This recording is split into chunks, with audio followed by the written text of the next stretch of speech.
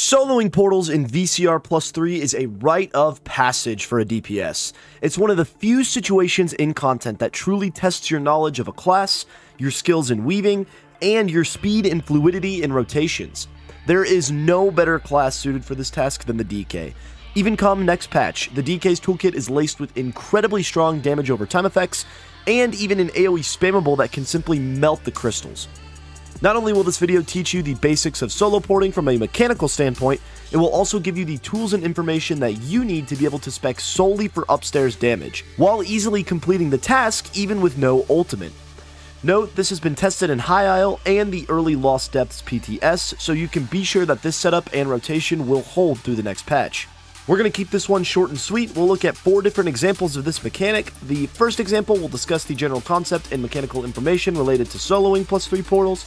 The second example will discuss the rotations and damage strategies for executing crystals. The third and fourth clips will show you fast-paced examples of successful clears where something went wrong, one of which was even a tank death, so as to understand how we can put all of these concepts and information to use in a suboptimal situation.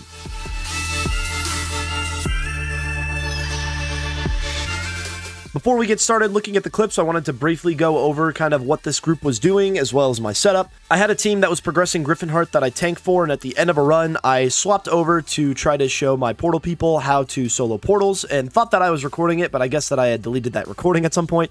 So everybody in this group very graciously took an hour out of their day to come help me get some portal clears to be able to film this video for you.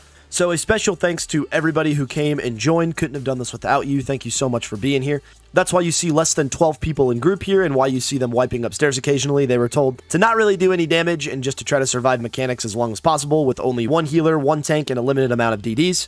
As for my actual setup, I was running Bosse and Medusa, with Medusa on the jewelry and staff. On console, I don't quite have all of my damage sets. As the group that I DPS for, I Zen Alkosh, so I haven't really had the need to go get any of the gear just yet. Whereas on PC, I do have all of my damage sets because I don't do any other roles. So with that, I would recommend running for this setup Zogvins and Bosse with Zogvin's daggers instead of a staff. Even though the range from the Inferno staff can be pretty nice sometimes, daggers will give you more overall damage, and most of your skills require you to be close enough to light attack with daggers anyway, so it's not much of a loss if you're quick and move efficiently. That said too, you can absolutely opt for a greatsword here over a staff. In fact, you might even have a little bit more success with a greatsword because it applies Stampede and the Maelstrom Greatsword dot on your target, so you could probably just start with Stampede on 1 crystal. For champion points, we're simply running Fighting Finesse, Deadly Aim, Thaumaturge, and Master at Arms. We opt for Fighting Finesse over Backstabber here, even though I've heard Backstabber can work for the crystals. It's just a 2% difference between Fighting Finesse and Backstabber, so if you miss out on Backstabber in any portion of the fight on any target, it's not going to be worth running over Fighting Finesse anyway, making Fighting Finesse pretty much just the new standard.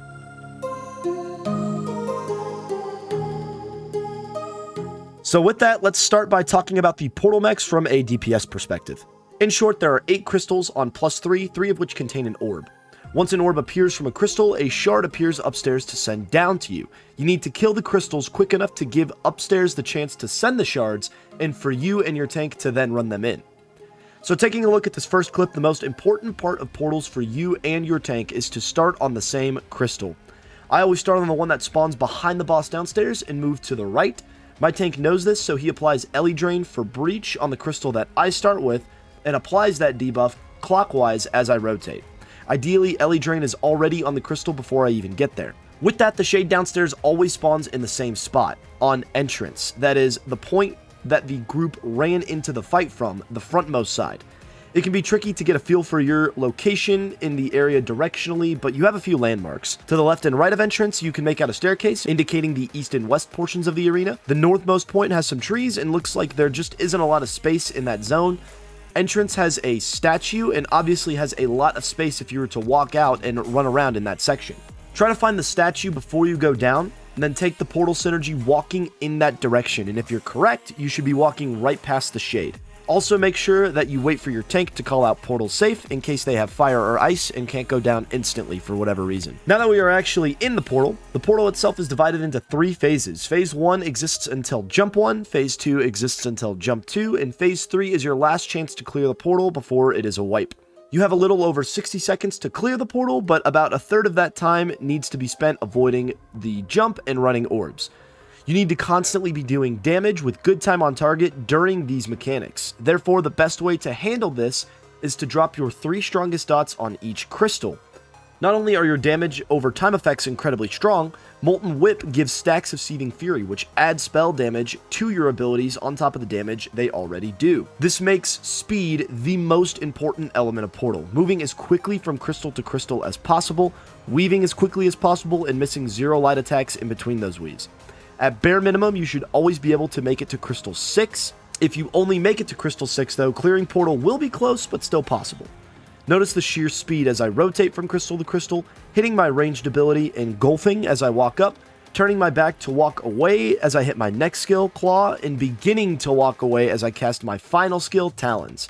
And once that light attack plus Talons cast goes off, I'm already rotating my camera so that I am in range of the next crystal with engulfing as soon as the GCD allows me to cast another skill. This clip shows the best possible RNG that you can get doing crystals.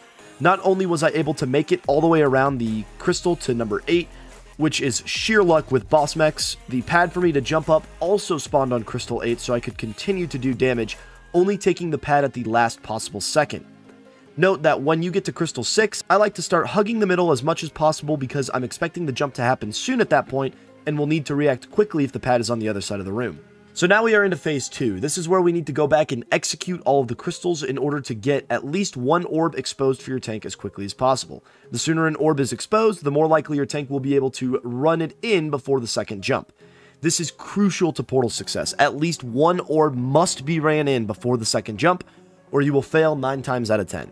Your dots are still cooking from the crystals that you had just touched, so go back to the crystals that don't have any more dots on them, the ones that you started with when you came down initially, and execute them. I'll talk more about what skills to use in order to do this in the second clip that discusses the rotation. Notice how even though I'm going from crystal to crystal, I choose to run an orb in here. This is because I saw an orb spawn in crystal 4 and noticed a shard in my path leading to crystal 6. I also noticed that crystal 5 and 6 are very weak, so I choose to grab the orb, hit a Flames of Oblivion, which is my AoE spammable, as I run past crystal 5 to finish that one off, and dunk this orb on the shard that spawned on crystal 6.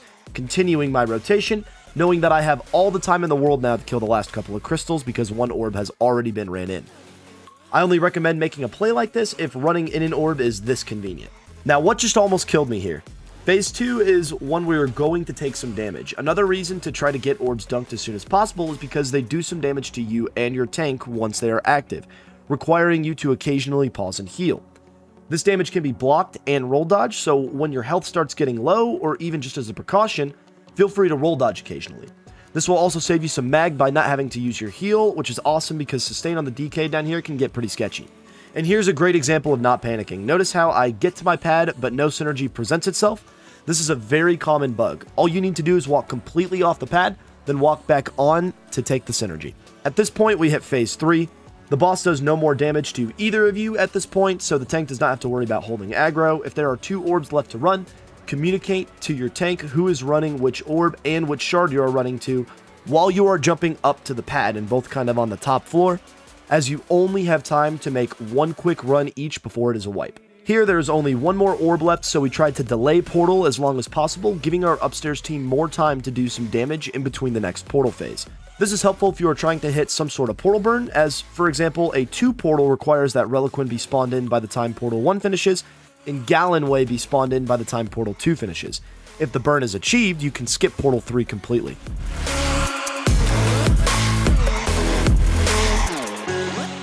Now that we have a solid understanding of exactly how Portal works, we'll talk about doing good damage in Portal. In this demonstration, I performed the solo port with no ultimate consumed. Note that if you do want to use an ultimate, you can, but save it for Crystal 5 or 6, as throwing it there will tremendously help your sustain. The general goal with this rotation is to apply no more than 3 skills per crystal. This will allow you to get to Crystal 6 with relative ease before the first jump happens. The first skill I lay down on Crystal 1 is Wall. If you are on a Greatsword, that's fine, you should drop Stampede here. This is for the weapon damage buff on your back bar. We'll add 2 more casts of Crystal 1, which will just be our longer dots, Engulfing and Claw. Then on each crystal after that, until the jump, we apply Engulfing, Claw, and Talons in that order. If you drop your ult, you'll only cast 2 skills, which will be your ult and engulfing. If you are attempting to do this with no ultimate and you find that you are out of resources, use skills that don't cost magicka, such as Eruption, Caltrops, and Claw, on one of the later crystals instead of the typical engulfing and talons. This will help your mag recover a little bit, and at that point you'll likely be avoiding the jump anyway, which will give your magicka a chance to restore some resources. After the jump down, it's now time to execute crystals. Depending on where the jump takes you, it's time to make an informed decision on the route that you'd like to take to begin executing them. I chose here to follow the route that had some crystals near one shot, taking me back to crystal 8. You make this decision based on which crystals are still alive, and you want to try to follow the route that will take you towards the most crystals.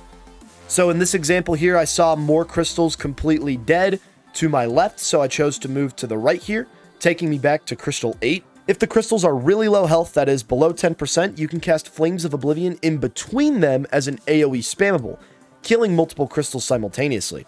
If the crystal is high health, that is above 25%, you should drop 2 dots and use a spammable. Make a smart decision here on if you want to use Whip or Flames of Oblivion.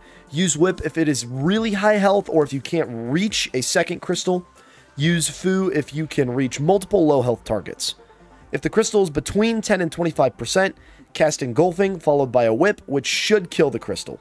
And this isn't exact, it's just a suggestion. Here you can see that I misjudged a crystal's health a little bit and saw that my 1 skill plus Whip didn't kill it. So I casted a Flames of Oblivion as I moved to the next crystal, knowing that any extra bit of damage would finish it off.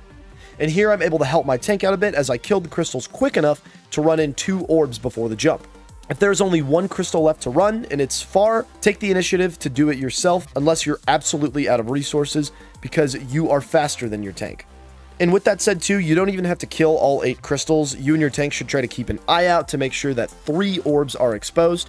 Once 3 orbs are exposed, you no longer need to even kill any crystals and you can simply begin running. Notice that I also occasionally cast Eruption on the portal. If you have a DK tank, they should try to maintain Eruption on the portal throughout the entire encounter, as it'll prevent ads from coming upstairs entirely. If you don't, you can try to do this on a DK, but it can get really tricky sometimes. And if you fail, you might end up sending all of the ads up at one time, which makes life really difficult for your upstairs team. So use this information wisely.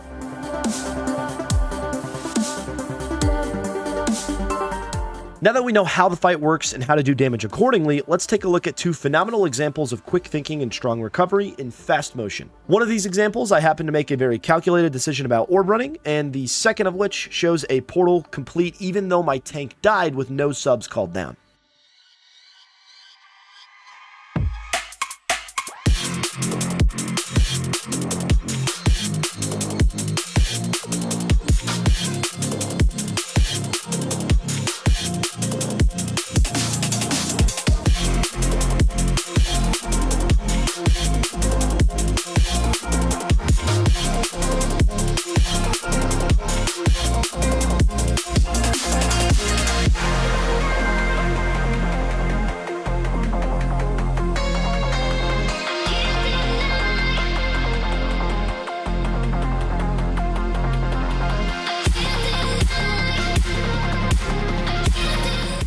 So with this first example, everything is going very smoothly. We even get great RNG.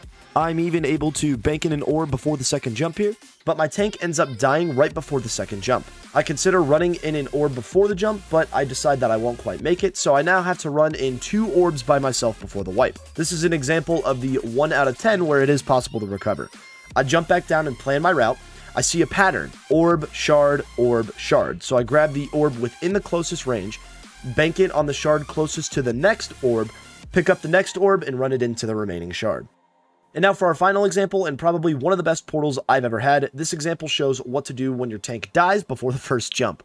Granted, more often than not in this situation, you're dead, period. But he happened to die just before the first jump. Because I've tanked this, I know what to expect. I get mind blasted and then get lucky as the boss ports, making the next mechanic the jump. By the time this mechanic finishes, the upstairs team is able to get the res and send the tank back down before more damage can be done. I lost some time in magicka healing myself here, but got really good pad RNG.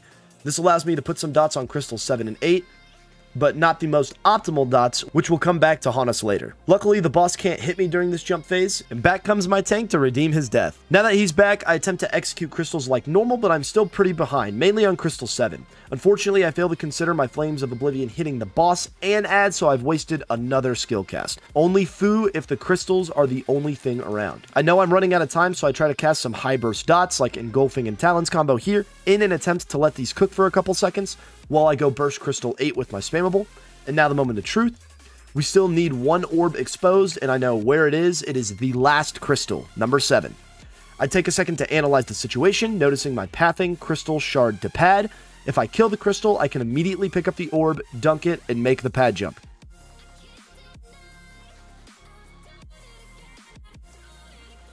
And with that, only 2 orbs left to run. I yell at my tank to take the orb closest to us with the shortest run, and I venture out to the far one. We both run in our orbs and complete the portal. As a final note, I didn't get to show you what happens if you have a cone thrown in your path. You don't want to let the cone affect your movement in any sort of way, and the cone can be roll dodged if you understand the timing, so play around with the timing a little bit. Don't be afraid to walk into the cone and just throw an extra roll dodge whenever the cone is about to go off so that it doesn't affect your speed or your rotation. Remember, the most important part of soloing portals is your speed, so don't let anything get in the way of that. And with that, guys, thank you so much for checking out the video. As always, if you have any questions, comments, or concerns, feel free to let me know in the comment section below, and I will be sure to get back to you as soon as I possibly can. I also have some clips of myself solo tanking this, including doing some pretty sweaty things like keeping up Eruption in the middle the entire time so that no ads come up, as well as getting Stone Fist off on crystals 6, 7, and 8 while Ellie draining all 8 crystals as well, running in orbs as a tank and such. So if your tank's having a little bit of trouble and you think that it would be really, really helpful for them to see that perspective, let me know and I'll try to make a video for tanks as well. And with that, thank you so much again, guys, for all of your love and support. A special shout out and thank you to all of my Patreons. Thank you so much for helping me out and making this content possible. I genuinely appreciate you from the bottom of my heart. If you want to join the Patreon Club, be sure to check it out in the description below. And thank you so much for all of your love and support, guys. I appreciate each and every one of you, and I will see you in the next one.